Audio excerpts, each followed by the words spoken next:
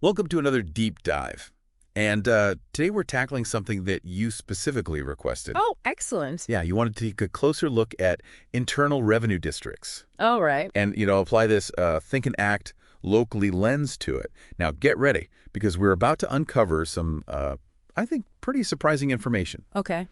from a document called Internal Revenue Districts.pdf.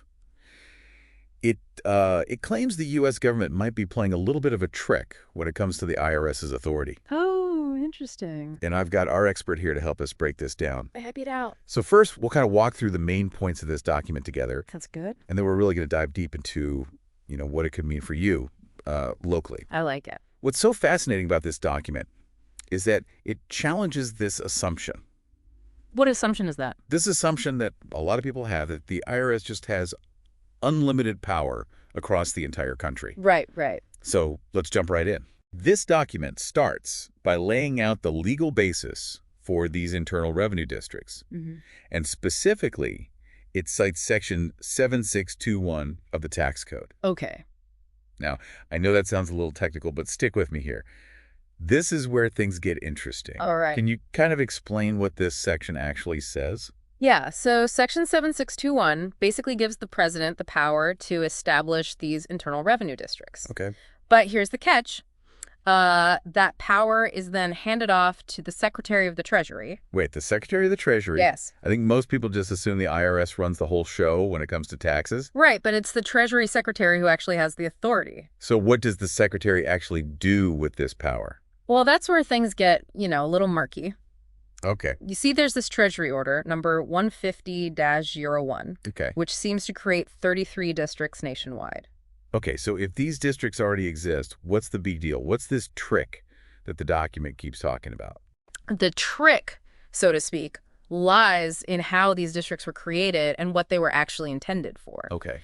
See, the document's arguing that for something to, officially impact the public, these districts, there have to be specific rules laid out, published in the Federal Register. Right. Which is basically, the government's official rule book. Okay. Think of it like if a rule isn't in the rule book, it doesn't really count. Okay, so it's not enough for the Secretary to just, draw some lines on a map Yeah. and say, these are the districts. There has to be this more, this formal process. You got it. Okay. And that's where the document's argument gets really interesting. It digs into the Code of Federal Regulations, or CFR, Right. and points to this thing called the Parallel Table of Authority and Rules. Okay. It sounds complicated, but it's basically just a table that connects the legal basis for something Okay. with the actual rules that implement it. And guess what? This table shows that the districts created by the Secretary, they were specifically for customs purposes. Oh. Things like imports and exports, not general tax collection. So are you saying that, the Los Angeles district, for example, Yeah. might only actually apply to specific locations? Exactly. Like the port and the airport, not the entire city of Los Angeles. That's precisely what this document's arguing. Wow. So it's claiming that the real internal revenue districts, the ones that matter for general tax collection, are much more limited Way more limited than we think, yeah. than we think. So it sounds like this document is saying that the IRS might not actually have the authority to operate everywhere they do, at least not in the way that, we typically think of it. Yeah, it definitely challenges the conventional wisdom about the IRS's reach. Wow. Okay, so we've established that the legal definition of these internal revenue districts is, it's a bit of a puzzle. It is. It is. And that the IRS might not have this sweeping authority we often assume. Right. But what does this actually mean on a practical level? What does this mean for people in their everyday lives? That's what we're going to explore in the next part. Yeah, let's get into that. Welcome back to the deep dive. All right, so let's get down to brass tacks here. What are some real world examples of how this limited jurisdiction could actually play out? Well, let's say you live in a town Okay. that's miles from any port or airport, and you receive an audit notice from the IRS. Okay, yeah. Now, if this document is correct, Right. you might have grounds to question To question what? their authority to audit you Really? in the first place. Just because you don't live near one of these customs locations? Well, based on this document's interpretation, yes. Wow, that's pretty powerful. Yeah. It sounds like this could give individuals a lot more leverage when dealing with the IRS, especially if they're, located outside these designated customs areas? Potentially, yes. Okay. But let's play devil's advocate for a second. What if someone lives right next to a major port? Would they have any less standing to challenge the IRS's authority? That's a great question. Yeah. The document seems to focus on the legal definition of these internal revenue districts, Okay. not necessarily proximity. Oh, okay. So even if someone lives close to a port, the argument could still be made Right. that the IRS's authority is limited to the specific customs areas within that port, Okay. not the, entire surrounding neighborhood. Interesting. So it's not just about geography. It's about these very specific legal boundaries. That's right. Yeah. Okay, that define these districts. Yeah. All right. So let's say someone, believes they're being unfairly targeted by the IRS outside of their legal jurisdiction. Mm-hmm. What steps should they take? Well, first and foremost, I'd say document everything meticulously. The nature of the IRS's actions, the specific location, any and all communications. Then it's crucial to consult with a legal professional specializing in tax law. Right. To get expert advice on how best to proceed. Makes sense. So don't just assume that the IRS is always right. No, never assume that. Know your rights. Yeah. Seek professional guidance if you need it. It's not about dodging taxes. Right? Yeah. This information, it's about understanding the system and ensuring fairness for everyone. Exactly. Paying taxes is a civic duty. Mm-hmm. This deep dive isn't about finding loopholes. Right. It's about promoting awareness. Right. Ensuring that the system operates transparently. So it's about empowering individuals to engage with the system. Yeah. From a more informed position. And this is where the, the think and act locally aspect really comes into play, right? Precisely. Okay.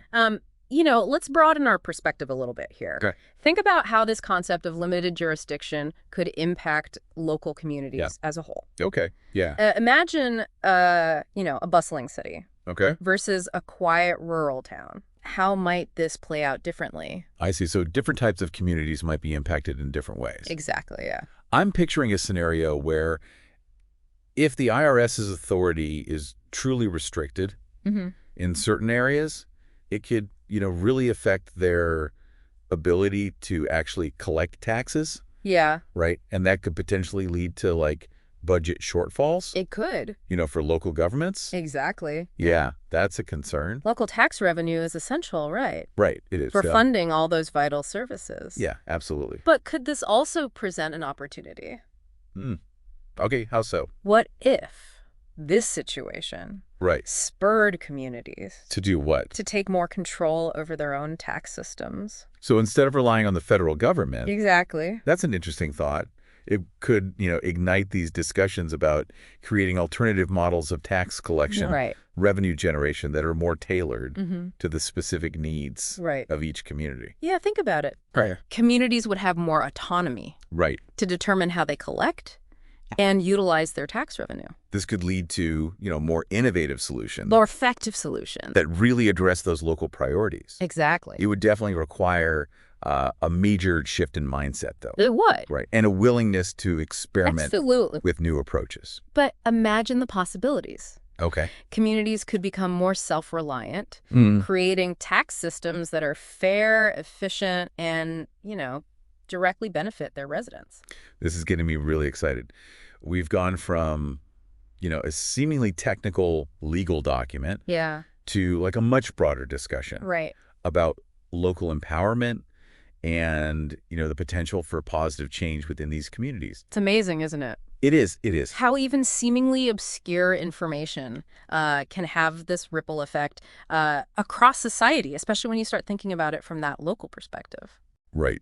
Okay, so we've covered a lot of ground here. What are the, key takeaways you want listeners to leave with today? What are the action items? First and foremost, question assumptions. Okay, yeah. Don't just automatically accept that the IRS has, unlimited authority. Right. Do your research, explore those different perspectives, think critically about this information. And second, knowledge is power. It really is. Right. The more you understand about how these systems work, the better equipped you are to, protect your own interests and advocate for positive change. Yeah, for sure. And third, don't be afraid to challenge the status quo. Okay, yeah. If you believe something is unjust or unfair, speak up. Right. Let your voice be heard. This has been an incredibly eye-opening deep dive. It has. We've uncovered some really fascinating insights. We have. Explored the potential impact of this information on both, individuals and these communities. But we're not done yet. Not yet, no. In the final part, we'll address some common questions and kind of discuss what this all means for the future of taxation.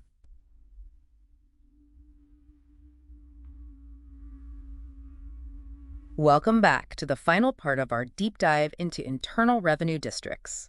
It's been quite a journey, hasn't it? It really has. We've covered a lot of ground, from the legal stuff. Yeah, all the more technicality. To the potential local implications. Absolutely. Thinking locally about these national issues. And I bet you our listeners are buzzing right now. Oh, I'm sure, with all this information. Yeah, with questions and ideas. Lots to unpack, definitely. So let's dive into some of those common questions that might be on everyone's minds. Sounds good. What do you have? For example, if the IRS's authority is truly limited, as this document suggests, does that mean people can just stop paying taxes? Ah, the million-dollar question, right? Yeah. And it's something we hear a lot and, got to address it head on. Right. Absolutely. This information is absolutely not about encouraging tax evasion. No, not at all. Paying taxes, it's a fundamental civic duty. It is. It's crucial for funding, essential government services that benefit everyone. Exactly. This whole deep dive is about understanding the system, ensuring it operates fairly, and empowering individuals to engage with it, from a more informed perspective. Exactly. It's about knowing your rights. Yes. Asking questions. Yeah. Holding institutions accountable. Being an active participant. Not just a free pass to skip out on those obligations. No, not at all. But, okay, let's say someone is already in the midst of a dispute with the IRS. Okay.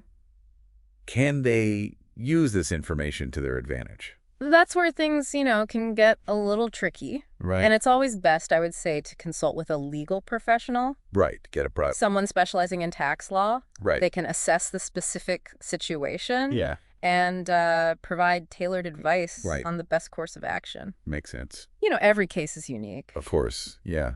No one-size-fits-all answers when it comes to legal matters. Absolutely not. So always get that professional advice if you need it. Always a good idea. But let's zoom out a bit. Look at the bigger picture here. Okay. This whole conversation about these potential limitations of IRS jurisdiction, it raises these really intriguing questions about the future of taxation in general. It does. Where do you see this all heading? Well, it's hard to predict the future with certainty. Of course. Yep. But I think this has the potential to spark this broader movement. Would. More decentralized and localized approaches to taxation. So instead of a top-down, right, exactly, with the federal government calls all the shots, top it down, we might see a shift towards systems where communities have more control over how they collect and use their own tax revenue. Exactly. Imagine communities having the autonomy to design tax systems that are specifically tailored to their needs and priorities. Right. It could lead to more innovative, more responsive solutions. Right, because they know their communities the best. Driven by the people who are most affected. It sounds both revolutionary. It does. And a little bit daunting at the same time. A little bit of both. It would require a pretty big shift in mindset. It would definitely challenge the status quo. Yeah. Require a willingness to experiment with new models. It's all about being open to those new ideas. It is. And those new approaches. But I think the potential benefits are worth exploring. Yeah. What kind of benefits are you thinking about? Imagine communities becoming more self-reliant, creating tax systems that are fair, efficient, and, directly improve the lives of their residents. Yeah, that's a really exciting vision. It really is. It is exciting. It makes you wonder, what role could individuals play in shaping this future? What can our listeners do to, get involved? Right. Make their voices heard? Well, I would say first and foremost, stay informed. Stay informed, okay. Keep learning, keep asking questions, And don't be afraid to challenge conventional wisdom. Yeah, really push those boundaries. Engage with your local community. Okay. Participate in those discussions about taxation and governance. Right, get involved locally. Advocate for the changes you want to see. Absolutely. Remember, the future's not predetermined. No, we have the power to shape it. It's shaped by the actions we take. That's such a powerful message. It is. It's about taking action. It really is. So to wrap things up, Okay. what are those key takeaways you want our listeners to remember? I would say the biggest one, think critically and question assumptions. Don't take anything for granted, especially when it comes to these complex systems like taxation. Right. Do your own research, explore different perspectives, and form your own conclusions. Absolutely. Don't just accept what you hear. Right. Think for yourself. Think for yourself, exactly. And remember, knowledge is power. It truly is. The more you know about these systems, the better you'll be able to navigate them. Yeah. Advocate for positive change. Absolutely. Within your community. Yeah, make a difference. This has been such an insightful journey. It has been. And honestly, I feel like we've only scratched the surface. Yeah, just the beginning. But it's been a great starting point. It's been a pleasure, diving deep with you and all our listeners. It really has. Hopefully this conversation has sparked some new ideas. Yeah. And inspired further exploration. It definitely has for me. Keep those wheels turning. Absolutely. And thank you to all our listeners for joining us on this deep dive. Yes, thank you. Into internal revenue districts, we encourage you to keep the conversation going. Yes, don't stop here. Keep thinking critically. Absolutely. Keep engaging with your community. Make those connections. Until next time. Yeah. Keep diving deep. Yeah.